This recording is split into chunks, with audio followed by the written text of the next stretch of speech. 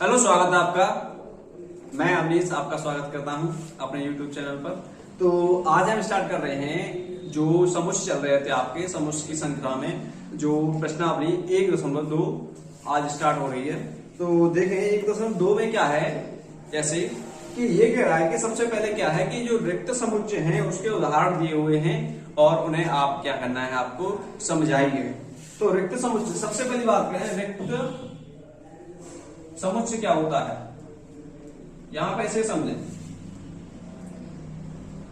इसे इंग्लिश में कहते हैं एम्प्टी सेट। रिक्त समुच्चय का क्या है कि मतलब जिसमें कोई भी अवयव ना हो तो उसे कहेंगे रिक्त समुच्चय। जैसे रिक्त समुच्चय को हम प्रदर्शन करेंगे ऐसे, या रिक्त समुच्चय को प्रदर्शन कर देंगे फाई से, ठीक है।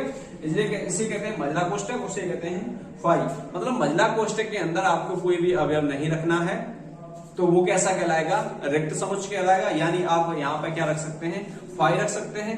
फाई का मतलब क्या है कि वो आपका जिसमें कोई भी अवयव नहीं है वो आपका क्या है, एक रिक्त समुच्चय है। ऐसे ही इसमें क्वेश्चन नंबर 1 की बात करते हैं। क्वेश्चन नंबर 1 क्या है, 1 में पहला पार्ट है, सेकंड पार्ट है, थर्ड है और इसमें क्या है, फोर्थ पार्ट है। सभी क्वेश्चनों को देखेंगे। ये कह रहा है 2 से भाज्य विषम प्राकृतिक संख्याओं का समुच्चय। देखो 2 से भाज्य, पहले क्या है, विषम संख्या जाने और सवाल करने आपको क्या करना है, कानों में क्या करना है, ईयरफोन लगा लें, नहीं तो क्या होगा, आपको आवाज मेरी क्लियर सुनाई नहीं देगी। और सवाल हल करते समय मैथ को अपने पास रखें, क्योंकि मैं सभी क्वेश्चन इसमें तो लिखूंगा नहीं। तो आपको क्या करना है, मैथ पास में रखना है। और मैं यहाँ पे ये बता रहा हूँ, क्वेश्चन पहले का ये फर्स्ट है। तो इसमें क्या रहा है, विषम संख्या। विषम संख्या की बात करते हैं तो विषम संख्या होती है आपकी, कितनी होती है, 1 3 5 7 9 so on, ठीक है। अब यहाँ पे देखें 2 से भाज्य, 2 कैसे भाग चला जाएगा, 2 से भाज्य विषम भी होनी चाहिए, प्राकृतिक भी होनी चाहिए।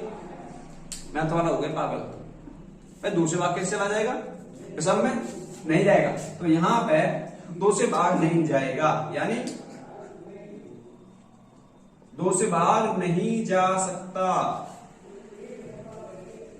ठीक है। तो 2 से भाग नहीं जाएगा, इसका मतलब क्या है, नहीं जाएगा तो नहीं जाएगा। तो आपका समुच्चय क्या है, रिक्त समुच्चय है। ऐसे लिख सकते हैं या खाली फाई लिख सकते हैं।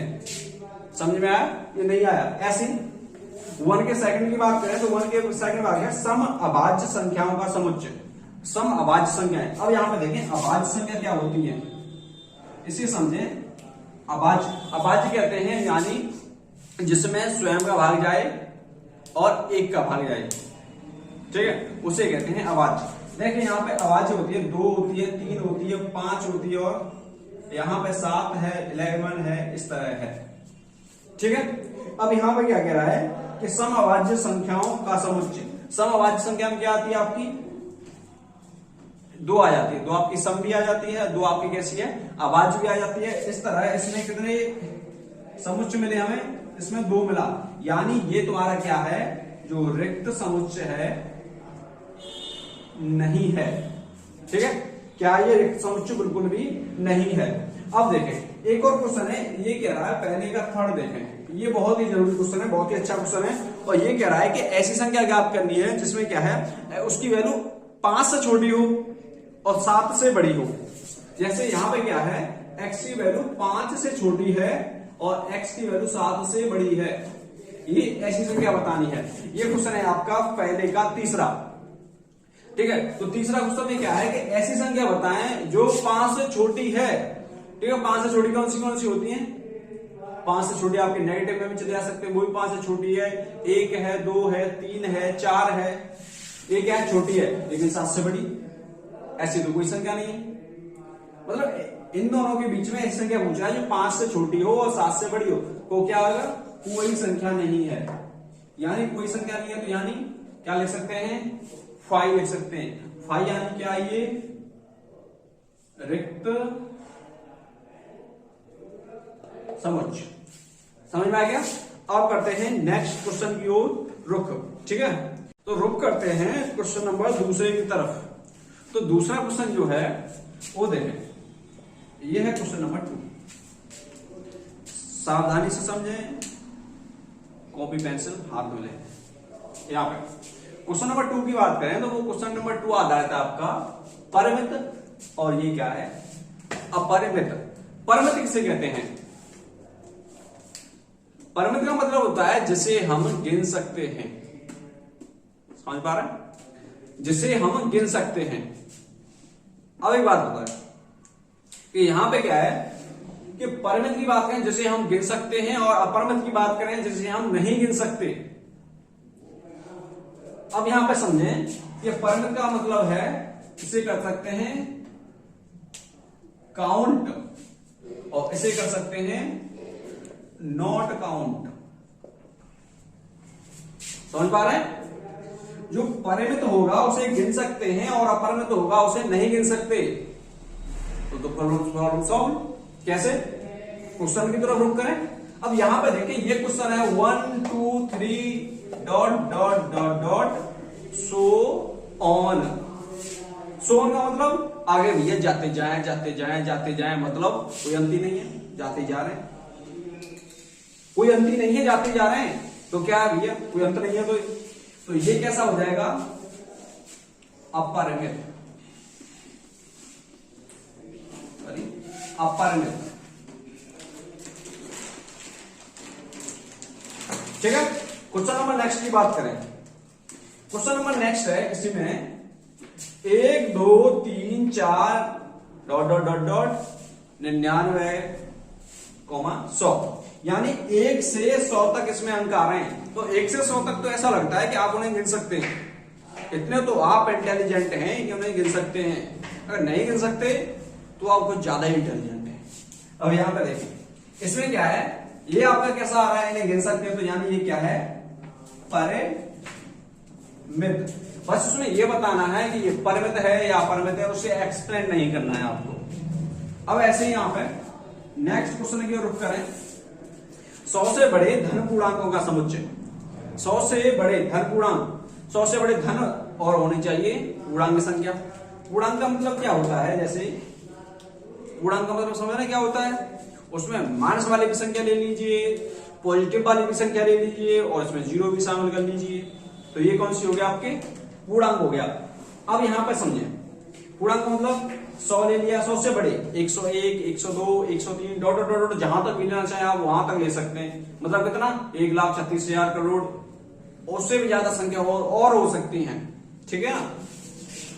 जैसे कहते हैं ना तमाम जीरो, मतलब तमाम अंक, हाँ तो वही है। अब यहां पर देखें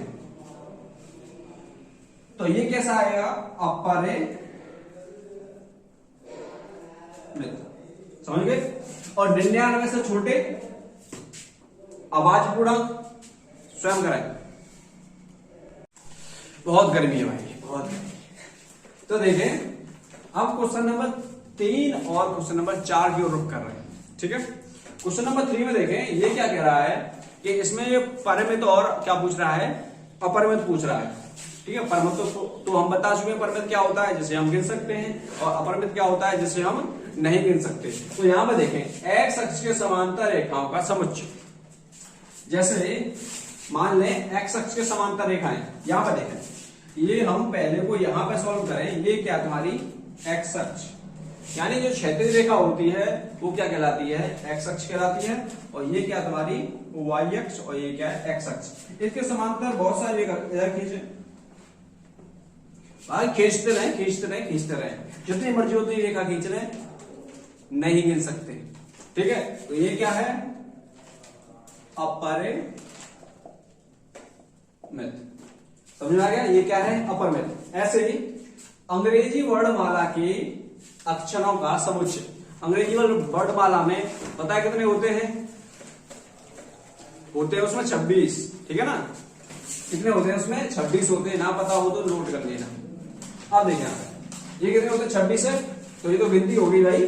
तो ये कैसा हो गया, परिमित, ठीक है। ये कैसा हो गया, परिमित। अब यहां पे उन संख्याओं का समुच्चय जो 5 की गुणज हो। देखो 5 की गुणज क्या होगी, 5 होगी, 10 होगी, 15 होगी, 25 होगी, ऐसे करते चले dot dot dot so on, जहां तक भी जाए तो वहां तक क्या है हम नहीं गिन सकते हैं। तो यहां पे क्या करें, ये आपका कैसा हो गया, अपरिमित,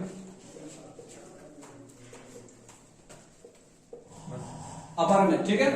पृथ्वी पर रहने वाले जानवरों का समुच्चय। अब ऐसे देखें, इसमें बच्चे डाउट करते हैं कि पृथ्वी पर जो जानवर हैं वो नहीं रह पाते, मतलब उन्हें हम नहीं गिन सकते, क्योंकि कोई कहता है कि कहीं वो समुद्र में छुपे पड़े हैं, कहीं कहता है कि गुफाओं में छुपे पड़े हैं। भाई है तो वो पृथ्वी पर ही ना, तो गिने तो जा सकते हैं, तो गिने जा सकते हैं। तो ये क्या कहलाएगा तुम्हारा, क्या कहलाएगा, समझदार हो तुम, परिमित कहलाएगा, ठीक है। अब देखें यहां से, मूल बिंदु 0,0 से होकर जाने वाले वृत्तों का समुच्चय। अब यहां पे मूल बिंदु की बात की गई है, ठीक है। मूल बिंदु क्या है, जहां पे एक्स अक्ष वो वाई अक्ष क्या है, एक दूसरे को काटती हैं, उसे कहते हैं हम मूल बिंदु। यानी यहाँ पे मूल बिंदु है, यहां से जाने वाला, ठीक है। यहाँ पे देखें, एक वृत्त खींच दिया, ऐसे दूसरा वृत्त, ऐसे तीसरा, ऐसे चौथा, ऐसे बहुत सारे खींच सकते हैं तुम। तो ये क्या है यहाँ पे, अपरिमित। तो ये क्या कहलाएगा यहाँ पे, अपरिमित। अब देखें क्वेश्चन नंबर 4 की बात कर रहे हैं, ठीक है। चौथे में क्या है कि इसमें समान समुच्चय ढूंढना है। समान समुच्चय का मतलब क्या है पता है, समान समुच्चय का मतलब क्या है, जैसे कोई जो पहला समुच्चय दिया होगा, पहला समुच्चय है, उसमें अवयव है तुम्हारे, मान लें कि राम और श्याम और मोनू, ठीक है, राम श्याम मोनू। अब क्या करें, पीछे से लेते, पीछे से, मोनू श्याम राम, भाई हैं तो आगे पीछे कर लें, हैं तो समान ही, नाम तो 3 ही आएंगे। तो इसी तरह ये भी आपका क्वेश्चन है, यहां पे देखें, ए में कितने, ए बी सी डी, और बी वाले में क्या है, डी सी बी ए। यानी इसमें देखें, अक्षर आपके आगे पीछे हो सकते हैं, लेकिन अक्षर तो जो पहले वाले में है तो वही, तो ये क्या कहलाएगा, समान समुच्चय कहलाएगा। यानी ए बराबर यहां से बी आप लिख सकते हैं। अब दूसरे क्वेश्चन की बात करें, देखो 4 है तो 4 है, 8 है तो 8 है, तो 12 है तो 12 तो नहीं है, 16 है, 16 तो है, 16 है। तो यहाँ पे कौन संख्या नहीं है, 12 संख्या नहीं है, ठीक है।